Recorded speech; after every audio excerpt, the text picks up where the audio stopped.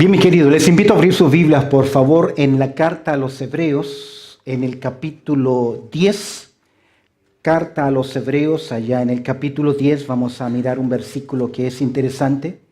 Carta a los Hebreos, en el capítulo 10, vamos a mirar por un momento el versículo 24, libro de los Hebreos, el capítulo 10, verso 24. Libro de los Hebreos, entonces, allá en el capítulo 10, verso 24, dice el texto: y considerémonos unos a otros, ¿para qué? Para estimularnos al amor y a las buenas obras. Oramos al Señor. Bendito Padre Celestial, te damos gracias, Señor, por tu amor, también por tu cuidado y la oportunidad, buen Dios, que nos concedes de poder reunirnos para celebrar tu presencia, y te pido, buen Dios, que tú hables a nuestras vidas. Pues oramos, encomendando este tiempo de considerar tu palabra a través del precioso nombre de Cristo Jesús. Amén y amén. ¿Qué hacemos como iglesia local? ¿Cuál es nuestro propósito? ¿Por qué usted viene a la iglesia? Recordaba hace años atrás, unos cuantos años atrás, estábamos rentando en un lugar. Y un día estaban mis 4 hijos, no sé quién más, qué otro niño más estaba invitado. Nosotros les habíamos regalado una guitarra plástica, como una guitarra eléctrica, un micrófono, había una especie de batería. Y observé a mis hijos que estaban al fondo de la casa. Uno de ellos estaba dirigiendo. No recuerdo si era Jonathan o Joel. El resto eran los músicos y yo los observé que entre ellos estaban jugando y uno le decía a otro: ahora te toca a ti, tienes que hablar. Ahora te toca a ti, tienes que pasar la ofrenda. Ahora te toca a ti, tienes que cantar. Los vi y estaban jugando ¿a qué? A la iglesia. Y es interesante que a veces cuando no entendemos como creyentes cuál es nuestra responsabilidad, ¿qué hacemos como iglesia? Es muy fácil creer que aún estamos ¿qué? Jugando. Cuando las cosas del Señor son muy en serio. Cuando leo Hechos capítulo 20, verso 28, veo que la iglesia tiene un valor tremendo para el Señor Jesucristo.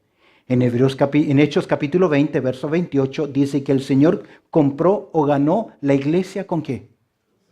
Con su propia sangre. Es decir, que la iglesia, usted y yo, los creyentes, el pueblo del Señor, los cristianos, fueron comprados por un alto precio, el cual Él ganó. La palabra ganar significa comprar. Y la compró pagando ¿qué? Su propia vida. Al punto que se le considera a los creyentes la iglesia como la novia de Cristo. Ayer vi, estando en la ceremonia, cuando ese muchacho ve entrar a su novia preciosa dentro del templo. Él estaba al frente. Cuando la vio caminar poco a poco, no pudo retener sus lágrimas de emoción, de ver a esa bella mujer que pronto sería la compañera de su vida. Esperamos para toda la vida. ¿Qué emoción para ese hombre? Pregunta. ¿Cuánto más será para quién? Para Cristo Jesús. Es por eso que la iglesia es el cuerpo de Cristo y el Señor Jesucristo, ¿qué es? La cabeza de la iglesia. Ahora, yo me pregunto, ¿realmente entendemos el valor que la iglesia tiene para el Señor? Y si yo entiendo ese valor que tiene para el Señor, ¿lo tiene también para nosotros? Qué triste es en este caso, qué triste ha de ser para el Señor cuando nos ve a nosotros viniendo a la iglesia y sencillamente jugando a la iglesia, no dándole el valor que tiene. O aún más, cuando producimos nosotros mismos por nuestra carnalidad daño al pueblo del Señor. Tempranamente en la conversión el apóstol Pablo se dio cuenta que cuando perseguía a un cristiano, ¿a quién perseguía? Al Señor Jesucristo, ya que el Señor le dice: Saulo, Saulo, ¿por qué me persigues? Y cuando un creyente se levanta en contra del pueblo del Señor, en contra de la iglesia, o habla acerca de los creyentes, está hablando en contra de ¿quién? De la propia persona de Cristo Jesús. Ahora, si la iglesia tiene gran valor para Cristo, lo debe tener también para nosotros. La iglesia local, escúcheme bien, es la voluntad de Dios específica en esta tierra para los creyentes. El Señor quiere que los creyentes se conviertan y sean añadidos ¿a dónde? A la iglesia. Es en la iglesia local donde los creyentes deben ser edificados, donde nosotros podamos crecer, donde nosotros podamos honrar y glorificar al Señor. Es interesante en Efesios capítulo 4, dice el verso 16 lo siguiente. Hablando acerca de la iglesia, Pablo enseña así: de quien todo el cuerpo, bien concertado y unido entre sí, por todas las coyunturas, eso es un cuerpo físico, es así cuando se une el cuerpo y tiene movimiento. Dice así por todas las coyunturas que se ayudan, ¿qué? Mutuamente. ¿Qué entendemos ahí? Usted es parte del cuerpo de Cristo. ¿Y su responsabilidad cuál es? Ayudar en la articulación del cuerpo. Según la actividad propia de cada miembro recibe su crecimiento para ir edificándose, ¿qué? En amor. ¿Ve lo importante que es la iglesia local? Entonces, nos preguntamos, ¿qué debemos practicar como creyentes en la iglesia local? Permíteme mostrarte 4 cosas prácticas que usted las conoce muy bien, pero vale la pena recordarlas en este momento de consolidación. Lo primero que observo, lo primero que creo acerca de la iglesia es que debemos practicar como creyentes en la iglesia local. Sin duda alguna, lo primero, ¿qué es? Debemos, ¿qué? Congregarnos. ¿Qué dice el escritor a los Hebreos en el capítulo 10, verso 25? ¿Cómo comienza? No dejando de congregarnos, y agrega, como algunos tienen por costumbre. Ahora, es interesante, comienza diciendo no dejando. Algo estaba ocurriendo en los destinatarios de esta carta. Escuche bien, estos creyentes que reciben esta carta a los hebreos ya eran creyentes de 30 a 35 años. Es decir, no eran creyentes, ¿qué? Nuevos, pero no estaban creciendo. Tal vez bombardeados por sus paisanos, los judíos. Algunos de ellos estaban siendo motivados, vuelva al judaísmo, vuelva a nuestras tradiciones. Es por eso que el escritor a los hebreos expone en esos 13 capítulos en no volver atrás. Pero algunos de ellos ya deberían haber sido, ¿qué? Maestros. Y estaban necesitando ser instruidos en las doctrinas básicas. Es por eso que muchos ya estaban cometiendo el pecado. ¿De qué? De dejar de congregarse. ¿Por qué nos reunimos acá? Dice el texto, no dejando de congregarnos. La palabra congregarnos es un término que implica una reunión en un lugar específico, no solamente por reunir, sino que están en comunión para adorar y servir al Señor. Nos reunimos en este lugar con un propósito. Sabemos que Dios no habita ¿en qué? En templos hechos por la mano de hombre. Pero cuando estamos congregados, esto se convierte en un santuario. Esto se convierte en un lugar donde nosotros, ¿qué? Como pueblo unido, celebramos la presencia del Señor en medio nuestro. Y Dios está aquí. Amén. Entonces, cuando yo vengo a la iglesia, vengo a tener un encuentro ¿con quién? Con el Señor, porque me reúno con el pueblo de Dios, donde usted debe servir. ¿Dónde cree usted que se practican las buenas obras que Dios preparó de antemano? Y entre paréntesis, hoy, cuando celebramos la presencia del Señor, cuando cumplimos este propósito de congregarnos, lo único que estamos haciendo es un anticipo. Es una anticipación. ¿Sabe por qué? Porque un día todos los redimidos del Señor, que vendrán de todo pueblo, de toda lengua y de toda nación, ¿qué vamos a hacer? Vamos a reunirnos y congregarnos delante de la presencia del Señor. Amén. Yo sé lo que es cantar con 6 personas y lo que es cantar con 60 personas y aún con 600 personas. Pero qué lindo va a ser cantar con millares y millares de creyentes celebrando ¿qué cosa? Esa gran reunión. Ahora, ¿qué estaba pasando con los hermanos? ¿Por qué nos reunimos? ¿Por qué usted viene acá? Si usted mira conmigo en el libro de los Hebreos, en el capítulo 10, verso 25, nos congregamos en primer lugar, ¿para qué? Mira qué interesante. para considerarnos unos a otros. ¿Sabes que esa palabrita, considerar, es la palabra griega kataneo? Kataneo. ¿Le suena catalejo? ¿A quién le suena catalejos? ¿Ah? Unos especies de binoculares que le ayudan ¿a qué? A tener una visión. Normalmente los salvavidas están con esos catalejos porque ellos están ¿qué? Mira lo que dice el texto. Cuando usted viene, mira a los hermanos, contempla a los hermanos, pero lo contempla con un sentido de cariño y con un sentido de preocupación. Cuando a usted no le interesa a alguien, no lo mira. Ahora, cuando usted conoce a alguien, usted puede leer en sus ojos cuando viene a la casa del Señor y tiene ¿qué? Problemas, ¿o no? Cuando no lo vemos, cuando no miramos ¿qué? A nadie. ¿Por qué nos congregamos? ¿Qué dice el escritor? Para considerarnos ¿qué? Unos a otros. Yo sé que usted y yo no vivimos del saludo, pero qué feo es cuando no nos saludamos. ¿Qué nos dice la escritura? ¿Por qué nos congregamos? ¿Por qué estamos juntos? Para considerarnos unos a otros. En segundo lugar, ¿para qué? Para estimularnos, para provocarnos, para motivar a las personas ¿a qué? Al amor y ¿qué más? Las buenas obras. Y por último, ¿para qué nos reunimos? ¿Por qué nos congregamos? Para considerarnos, para estimularnos y también ¿para qué? Exhortarnos.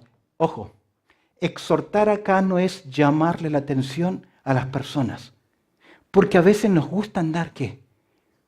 Corrigiendo a los demás. ¿Sabes que la palabra acá es alguien que viene al lado de la otra persona para hacer ánimo, para motivar, para ayudar? Oye, cuando nos congregamos no es tanto lo que yo recibo, sino lo que yo vengo a ¿qué? A dar a los demás. ¿Qué viene a dar? A considerar, a estimular, a exhortar cuando nosotros como creyentes nos congregamos. Mira qué interesante, cuando nos congregamos, el énfasis no está en cuánto yo recibo, sino en cuánto yo estoy dando o contribuyendo. Un creyente que no entiende eso es el creyente dame, dame, que siempre ¿qué? Quiere recibir. ¿Qué hacemos como iglesia? En primer lugar, ¿qué hacemos? Debemos congregarnos para ser de ánimo a los demás. Hoy, antes que acabe nuestro culto, nuestro servicio, ¿cómo usted puede ser de bendición? ¿Cómo puede ser de bendición a los demás? A veces, sencillamente, una palabra. Eso es lo que el Señor espera del pueblo del Señor. Nos congregamos. ¿Para qué? Para estimularnos, amarnos, exhortarnos. Amén. Segundo lugar, y algo muy importante también a considerar, ¿por qué nos reunimos? ¿Cuál es el propósito? En segundo lugar, debemos celebrar la presencia de Dios. No es cuánto cantamos, ni cómo lo hacemos. Estoy contento de nuestro tiempo de adoración. Creo que los muchachos que están con nosotros son una bendición en esto. Amén. Son una bendición. Tal vez algunos dicen, no me gusta. Hermano, disfrute de adorar al Señor. Ahora, es interesante, el libro de los Salmos nos enseña cómo debemos llegar, cómo el pueblo del Señor debe adorar al Señor. Ahora, esto tiene que ver, el celebrar la presencia de Dios tiene que ver con dos cosas. No solamente nos congregamos, sino que celebramos la presencia del Señor en este lugar y lo hacemos de dos formas. Escúcheme bien. Primero, adorando a Dios y alabando a Dios. ¿Sabe que adorar y alabar no son sinónimos? Alabar es reconocer lo que Dios hace por nosotros. ¿Recuerdas el Salmo capítulo 100? Entrar por sus puertas ¿con qué? Con acción de gracias, con alabanzas. Alabable, bendecir su nombre. Y nosotros alabamos a Dios cuando reconocemos todo lo que Dios hace por nosotros. ¿Qué ha hecho Dios por nosotros? Todo. Si hoy estoy vivo es por la gracia del Señor. Si mi nombre está inscrito en el libro de los cielos, yo alabo a Dios por la salvación que Él me ha dado. Amén. Casi que nuestra primera expresión y pensar cuando nos despertamos que debe ser: gracias, Señor, te alabo. ¿Cuándo fue la última vez que usted alabó al Señor? Y adorar a Dios no es solamente reconocer lo que Dios hace por nosotros. Adorar es reconocer lo que Dios es. ¿Qué es Dios para usted? ¿Qué es? ¿Qué es? No solamente nuestro Salvador, nuestro protector, nuestro proveedor. Entonces, cuando alabamos a Dios, Dios nos dice que no habita en templos hechos por manos de hombre, pero creo que cuando nos reunimos, se reúnen los cristianos como iglesia, este lugar se convierte ¿en qué? En un santuario ¿de qué? De adoración al Señor. En Éxodo, capítulo 23, Dios le dijo a la nación de Israel lo siguiente, verso 15. No te presentarás delante de mí con las manos vacías. Ya hemos hablado de congregarnos. Ahora hablamos de celebrar la presencia del Señor, alabar y adorar su nombre. Ahora, yo sé que Éxodo capítulo 23, verso 15, Dios se lo dijo a la nación de Israel porque le enseñó a traer ofrendas, a traer sus diezmos, a traer sacrificios, a traer ofrendas de amor, etc. y restaurar su comunión con Dios. Pero el libro a los Hebreos, en el capítulo 13, verso 15, me dice lo siguiente: así que ofrezcamos siempre a Dios, por medio de Él, de Jesucristo, ¿qué cosa? Sacrificio de alabanza. Es decir, ¿qué cosa? Fruto de labios que confiesen su nombre. Amén. Amén. Cuando usted canta. Nosotros en nuestro servicio cumplimos lo que dice la palabra del Señor. Dios dice que debemos adorar con salmos, con himnos y ¿qué más? Cánticos espirituales. Cantamos himnos, nuestra fe, confesión de nuestra fe. Cantamos salmos, cantos alegres, pero también cantamos cánticos espirituales que alaban a Dios. ¿Recuerdas uno de ellos? Cuando pienso en tu santidad. Cuando todo alrededor es sombra, al lado de tu luz, te adoro a ti, te adoro a ti. ¿Qué trae usted para ofrecer delante del Señor? Mira qué interesante la alabanza. A Dios le gusta tanto la alabanza que aún Dios dice que Él habita en medio de ¿qué? ¿En medio de qué? De la alabanza de su pueblo. Ahora, Salmo 29, verso 2 dice: dad a Jehová la gloria debida a su nombre, adorad a Jehová, ¿en qué? En la hermosura de la santidad. Cuando usted adora al Señor, no está mirando para los lados a ver cómo cantan, quién no canta. Es usted y quién más. El Señor. Mira el Salmo 196, verso 9. Adorar a Jehová, ¿en dónde? En la hermosura de la santidad. Temed delante de Él toda la tierra. Amén.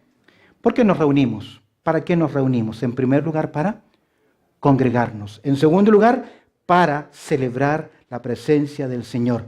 La adoración correcta se cumple cuando un hombre se mueve, escúcheme bien, en obediencia a la voluntad de Dios. Por eso que Jesús dijo que la verdadera adoración es en espíritu y ¿qué más? Y en verdad. ¿Qué hacemos como iglesia? ¿Nos congregamos? ¿Celebramos la presencia del Señor? En tercer lugar, debemos colaborar ¿en qué cosa? En el servicio. Colaboramos en el servicio. Me gusta este texto de 1 Tesalonicenses, capítulo 1, verso 9, porque evidencia o ilustra el cambio que debe haber en toda persona después de haber recibido a Cristo como su Salvador personal. 1 Tesalonicenses 1:9 dice así: porque ellos mismos cuentan de vosotros la manera en que nos recibisteis y mira, y cómo os convertisteis. ¿De qué? De los ídolos a Dios. ¿Para qué? Para servir al Dios vivo y verdadero. Sus vidas cambiaron ¿para qué? Para servir. Lo hermoso es, los hermanos de Tesalónica abandonaron la idolatría y decidieron servir a Dios y lo hicieron voluntariamente en gratitud a todo lo que Dios había hecho por ellos. Él me salvó. pero me salvó ¿para qué? ¿Para servir a quién? Al Dios vivo y verdadero. Algunos de ustedes fueron esclavos en el pasado de tradiciones, de mandamientos y cosas de hombres. Usted ahora es libre por la sangre de Cristo Jesús. Amén. ¿Pero libre para qué? Para servirle voluntariamente. ¿Sabes que la palabra servir es la palabra doulos?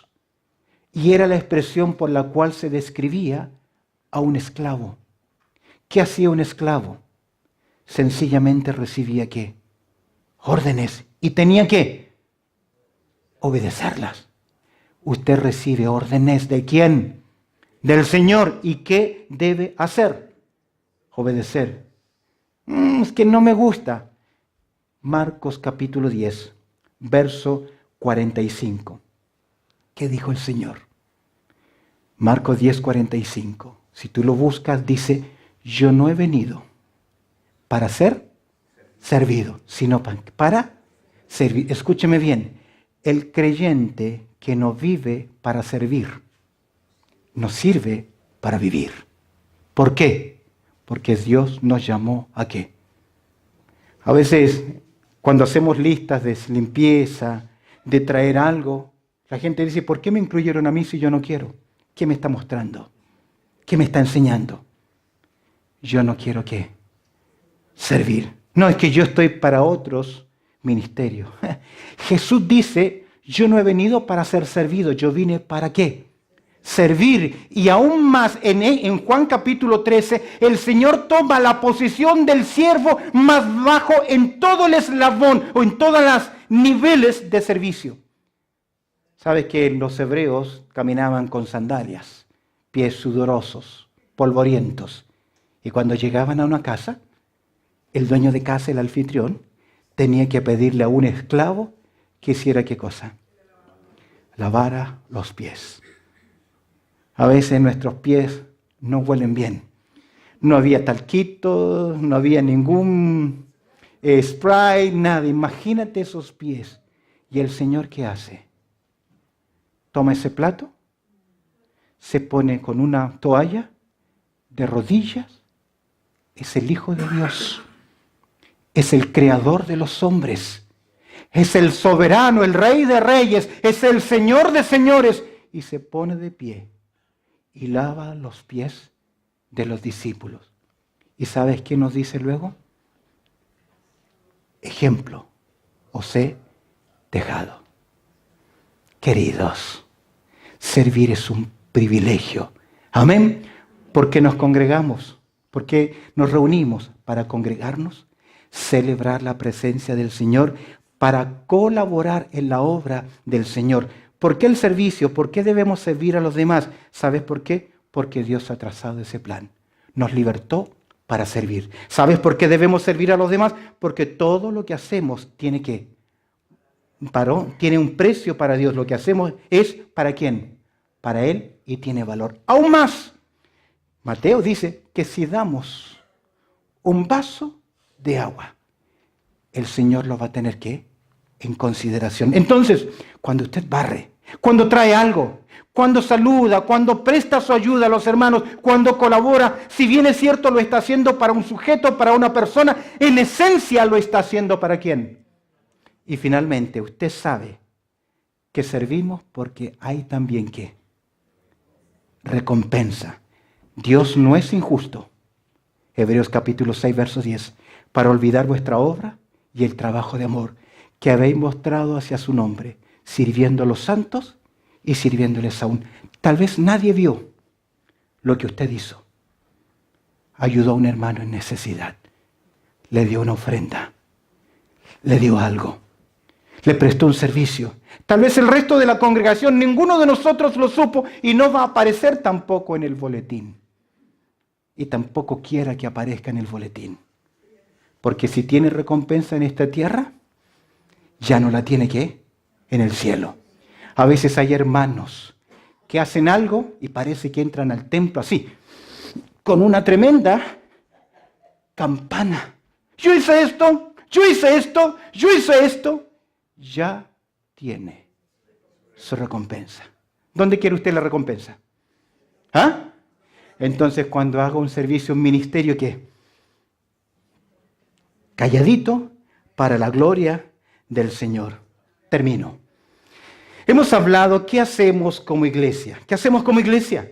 En primer lugar, nosotros estamos acá, nos congregamos. ¿Amén? Estar juntos. ¿Para qué? Estimularnos, animarnos, cuidarnos, exhortarnos. Celebramos la presencia del Señor, alabamos y adoramos el nombre del Señor. Nos congregamos, nos reunimos también para colaborar, para servir, para ser útil para la obra del Señor. Y en último lugar, debemos siempre, como iglesia, no simplemente en este lugar, debemos comunicar siempre. ¿Qué cosa? El mensaje recibido. ¿Qué le dijo nuestro Señor Jesucristo a sus discípulos? En Hechos capítulo 1, verso 8. ¿Qué le dijo el Señor? Y me seréis ¿qué? Testigos. Esto tiene que ver con evangelización.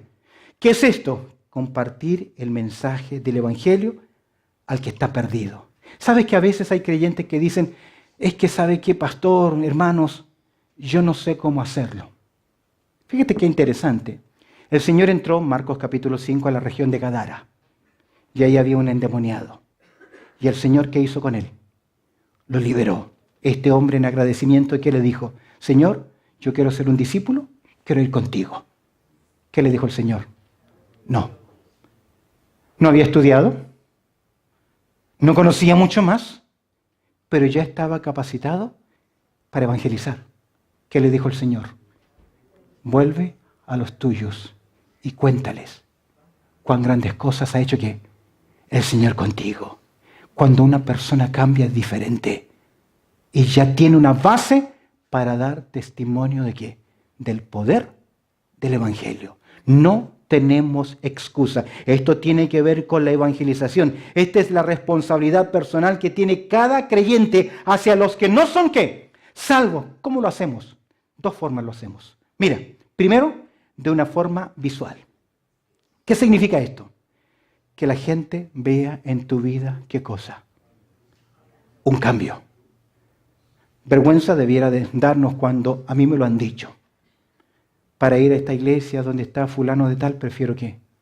No ir, da vergüenza.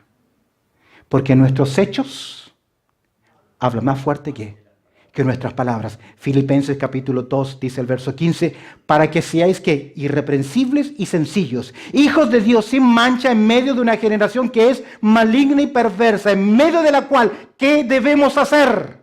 Resplandecer como luminares en el mundo. Pero cuando usted no vive lo que cree, le pone a su luz un almud, le esconde. Queremos ver no cuán fantocho eres, cuán grande eres, sino queremos ver qué Dios ha hecho en tu vida. ¿Eres un creyente? ¿Eres cristiano? Queremos ver tu fe. ¿Cómo evangelizamos? En primer lugar, de una forma ¿qué? Visual. Y en segundo lugar, de una forma verbal. ¿Cómo? Compartiendo el evangelio. Me encanta en Hechos capítulo 4, verso 33. Dice que con gran poder los apóstoles, ¿qué hacían? Daban testimonio de la resurrección del Señor Jesús y abundante gracia era sobre todos ellos. ¿Por qué?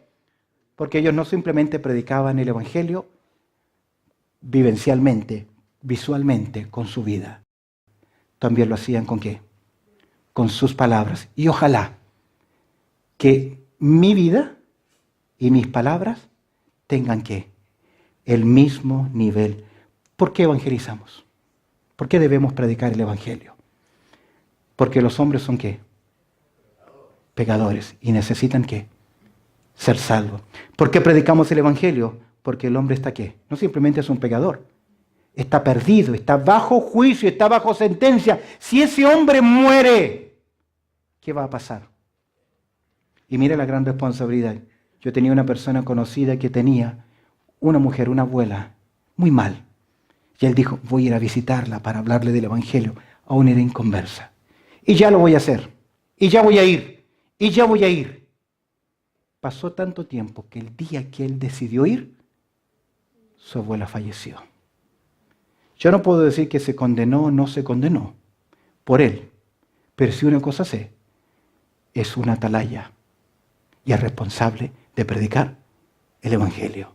Queridos, predicamos porque el mundo es un pecador, porque el mundo está perdido y porque el hombre, ¿qué necesita? El perdón. ¿Qué hacemos como iglesia? Primero, nos congregamos. Segundo, ¿qué hacemos como iglesia? Celebramos la presencia del Señor. Tercero, ¿qué hacemos como iglesia? Colaboramos en la obra de Dios. Y por último, ¿qué hacemos como iglesia? Comunicamos el mensaje de Dios. ¿Cómo lo hacemos? En una forma visual, tu testimonio personal, y en una forma verbal, cuando comunicamos el Evangelio. El primer amor del Señor, ¿qué es? La iglesia. ¿Cuál debe ser nuestro primer amor entonces? La iglesia. Un buen mayordomo tendrá amor por la iglesia del Señor. Ahora es interesante. La iglesia debe ser el desafío para involucrar nuestras vidas. Y no hay excusas. Un día que usted y yo daremos ¿qué? Cuenta. Termino con esto. Había que hacer un trabajo importante. Todos estaban seguros de que alguien lo iba a hacer. Cualquiera lo podía haber hecho. ¿Pero qué? Nadie lo hizo. Alguien se enojó por esto, porque era trabajo de todos. Cada uno pensó, cualquiera lo podía hacer. ¿Pero qué? Nadie se enteró de que todos no lo iban a hacer. Todos culparon a alguien, cuando nadie hizo lo que cualquiera podría haber hecho. El que tiene oídos para oír, oiga. Bendito Padre Celestial, te damos gracias, Señor, por tu amor y también por tu cuidado, por este lindo tiempo, Señor, que tenemos de adorar tu precioso nombre. Te agradezco, Señor, por tu pueblo reunido, Señor, en esta hora, y te pedimos que tú nos bendigas y nos ayudes a hacer, Señor, tu voluntad, y que hoy podamos sacar verdades prácticas para nuestras vidas. Pues oramos a través del precioso nombre de Cristo Jesús. Amén y amén.